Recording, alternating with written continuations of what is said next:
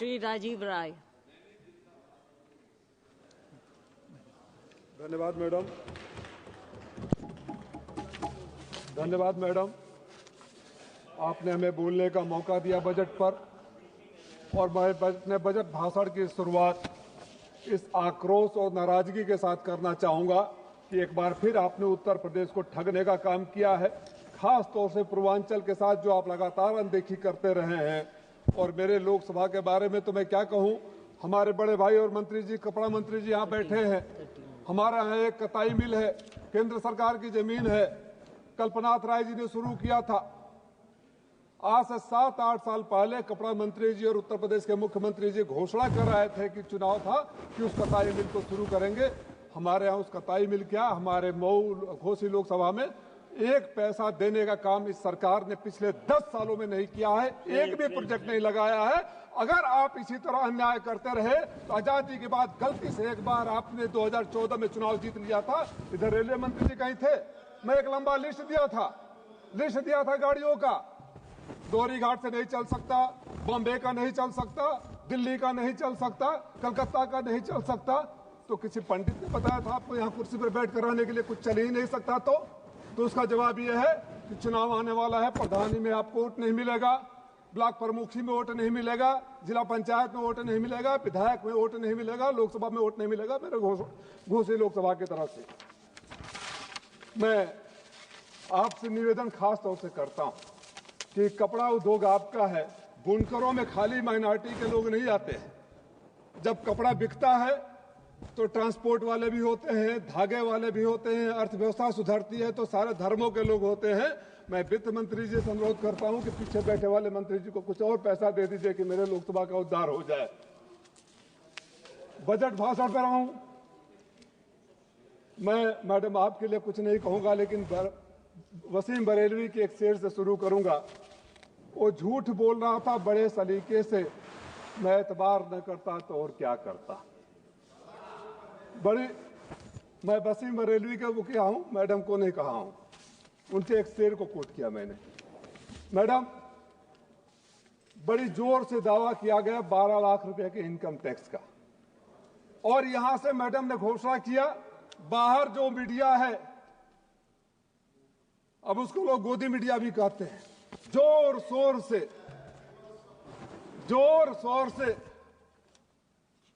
45 करोड़ लोगों को फायदा पहुंचाया। 35% लोग मिडिल क्लास में आते हैं, मिडिल क्लास की परिभाषा नहीं पता है। सच्चाई ये है मैडम,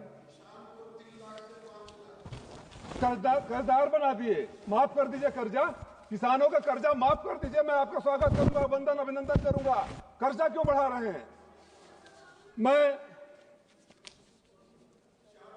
मैडम, सच्चाई ये है, इनकम टैक्स के जो 12 लाख का छूट हुआ है, 7.4 करोड़ लोग केवल इनकम टैक्स भरते हैं, जिसमें से 5.2 करोड़ लोग नील इनकम टैक्स भरते हैं, यानी जीरो रिटर्न करते हैं, जो 70% के बराबर है।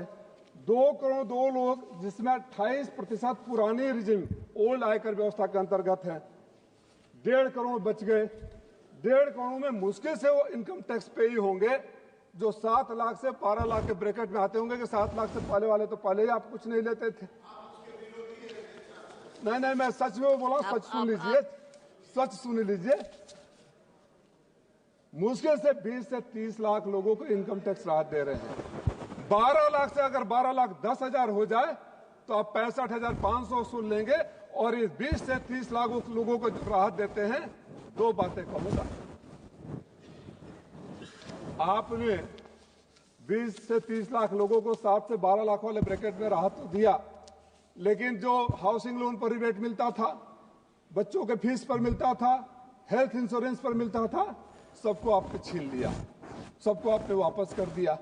और तो और हमेशा से सरकार की एक सोच रही है, एक नीति रही है कि देश को जुमलों में, अच्छी बातों में बहका दो। चंद महीने बाद 8वां पे कमीशन शुरू होगा मैडम, और जो 7 लाख से 12 लाख कहने की में छूट देने की बात कर रही है, मैं आपसे निवेदन करूंगा कि जब आप जवाब देने के लिए खड़े हैं तो घोषणा कर दें कि जब 8वां पे कमीशन लागू होगा तो सबका रेट भी प्रोपोर्शनेटली बढ़ा दिया जाएगा। आज जिसको छूट देने की बात कर रही है, सब इनकम टैक्स के दायरे में आ जाएंगे। विरोध नहीं कर रहा हूं, मैं पुराने रिजिम में जो भेंट किया जा रहा था उसको मांगने की बात कर रहा हूं।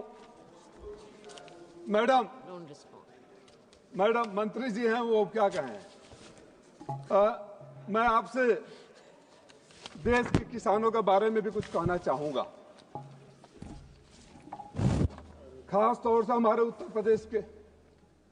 पूरे देश में जो एग्रीकल्चर ग्रोथ रिकॉर्ड किया गया 3.3% था, जबकि हमारे उत्तर प्रदेश का 2.5% है। ये कहानी तस्वीर बयां कर रहा है, जो अच्छी अच्छी बातें ये लोग करते हैं। उत्तर प्रदेश में 69 लाख किसान कर्ज में डूबे हुए हैं। देश में हर घंटे एक किसान आत्महत्या कर रहा है। आमदनी दुगुना करने वाले लोग आज 18.7 crore farmers are under agriculture and obligation. दोगुना दाम देने के वादा किए थे। किसान भी हैं, ये किसान भी हैं। दोगुना दाम मिल रहा है। आप 16 लाख अपने उद्योगपति, 16 लाख करोड़ रुपया अपने उद्योगपति मित्रों का माफ कर दिया। किसान आत्महत्या कर रहे हैं, आप पीठ ठोकते हैं कि हमने क्रेडिट कार्ड की क्रेडिट लिमिट 3 लाख से 5 लाख कर दिया। अरे हम जहां से आते हैं, पूर्वांचल से आते हैं मैडम, हमारा पूर्वांचल पश्चिमी उत्तर प्रदेश, पंजाब और हरियाणा की तरह किसान नहीं है। हमारा तो 1 बीघा, आधा बीघा, 1.5 बीघा, 2 बीघा वाले होते हैं। उनको आप कर्ज के जाल में फंसाना चाहते हैं कि वो आत्महत्या पर मजबूर हो जाए। हमारे यहाँ कोई उद्योग नहीं है, हमारे यहाँ कोई धंधा नहीं है, हमारे यहाँ छोटे छोटे किसान हैं। मैं सरकार से मांग कर रहा हूं, पिछले 5 सालों में उनको छूट है, बोलने दीजिए। पिछले 5 सालों में इन्होंने किसानों के लिए कुछ नहीं किया है। मैं किसानों के कर्जा माफी की बात कर रहा हूं। किसानों का कर्जा माफ करें। ये मैं शिक्षा पर आता हूं मैडम, टाइम के हिसाब से थोड़ा कटसाट कर रहा हूं। शिक्षा पर आता हूं। ये व्हाट्सएप यूनिवर्सिटी वाले लोग हैं, व्हाट्सएप यूनिवर्सिटी वाले लोग हैं। आपको जानकर मैं उस कमेटी में हूं जो शिक्षा की कमेटी है। मैडम 10 लाख प्राइमरी स्कूल की वैकेंसी है, 10 लाख टीचरों की खाली है। आपके पास पैसा नहीं है कि टीचरों को अपॉइंट कर दे।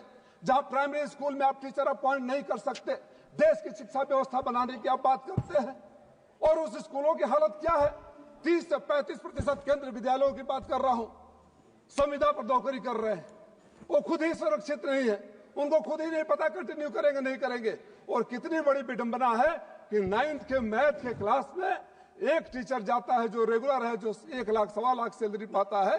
दूसरा संविदा वाला जाता है जिसको 40,000 आप सैलरी देते हैं। जब आप शिक्षकों के साथ जो समाज को दिशा देने का काम करते हैं, उनके साथ भेदभाव करेंगे, फिर देश को आगे बढ़ाने की क्या बात कर रहे हैं। प्रधानमंत्री जी आते हैं, MBBS की सीटें बढ़ा दिया, 1 लाख बढ़ा दिया, 10,000 का प्रस्ताव पारित कर दिया, 10,000 सीटें बढ़ाएंगे। मैडम 8 मिनट टाइम था, अभी तो 5 मिनट हुआ। मैडम आपसे एक और अनुरोध है, आप डेटा मांग लीजिए। हर मेडिकल कॉलेज में MBBS पढ़ाने के लिए, चाहे इंजीनियरिंग कॉलेज में, PG फैकल्टी की जरूरत होती है। देश में PG फैकल्टी नहीं है, लेकिन शिक्षकों में MBBS की सीटें बढ़ा दिया। MBBS की सीटें बढ़ा दिया तो क्या उनको अधकचरे फैकल्टी प्रोफेसर से पढ़ाओगे? जान से खेलोगे? हवाई जहाज की बात करने लगते हैं। हमारे यहाँ आजमगढ़ में प्रधानमंत्री जी हवाई अड्डे का उद्घाटन करके आए थे। चुनाव था, पता कर लीजिए कितने हवाई अड्डे चल रहे हैं। हवाई जहाज का तो हालत ये है कि यहां से लंदन जाओ तो 30,000 रुपया, यहां से प्रयागराज जाओ तो 50,000 रुपया। ये आपकी सरकार है।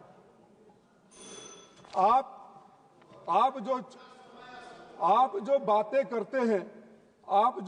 करते हैं बजट भाषण में, आप जनता के ऊपर जो एहसान करते हैं, 2 लाइन फिर दोहराऊंगा और बार बार दोहराऊंगा।